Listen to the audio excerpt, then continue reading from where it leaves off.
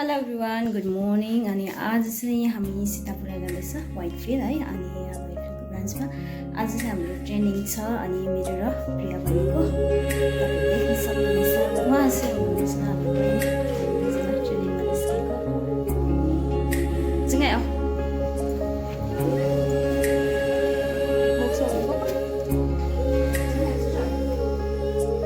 माछा हेऱ्यो मेरो आमालाई।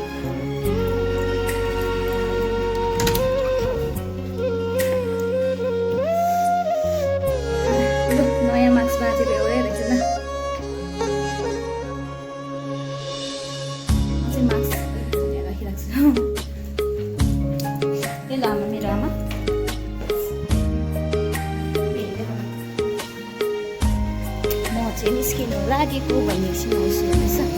अहिले जिन्दगी के गर्नु यस्तै छ हो। आज यहाँ भोलि कहाँ भन्ने लाइफ स्टार्ट।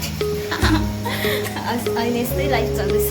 अनि के गर्नु हेलमेट बोक्यो हिँड्यो ड्युटी छ। यहाँ चाहिँ बाटो बनिँदैछ भन्दा पनि घर बनिँदैछ हो। अनि पुरा जाम छ। यहाँ देखियो हाम्रा अङ्कल मेरे को हमेशा गाली देते रहते हैं। अब म चाहिँ निस्किनु लागेको। स्कुटीहरू रेडी छ। स्कुटी रेडी भन्दा स्कुटी चाहिँ मैला भइरहेको छ, सफा गर्छु।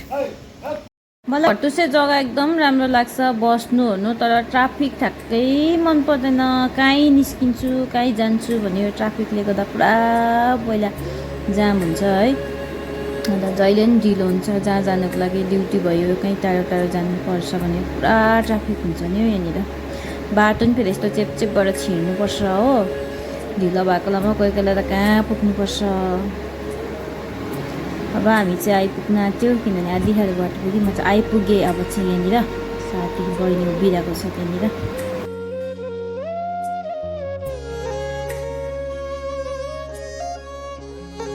एभ्रिवान हामी चाहिँ आइपुग्यो है।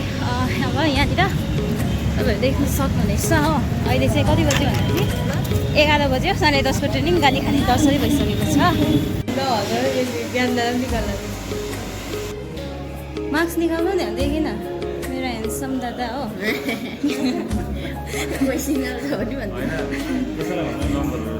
तर यहाँनिर किनभने सिङ्गल हुनुहुन्छ हो। अनि अलिकति मार्क्स निकालिदिनु सिङ्गल हुनुहुन्छ अरे हो। अनि के छ मलाई चाहिँ एउटा गर्लफ्रेन्ड चाहियो। हामी अहिले चाहिँ आएर बसिरहेको छ।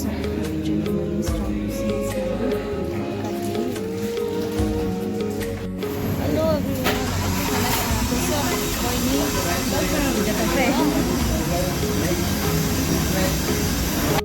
मेरो चाहिँ लन्च पनि आइपुगिसक्यो। म चाहिँ लन्च खान आँटेको। लन्च खाँदैछ यता। हेलो हामी चाहिँ ट्रेनिङ खतम भएर निस्केको। अब घर जाने हो। अहिले चाहिँ कति बज्यो भन्दाखेरि 6 बज्न आँटेछ। अनि पानी पर्दैछ है।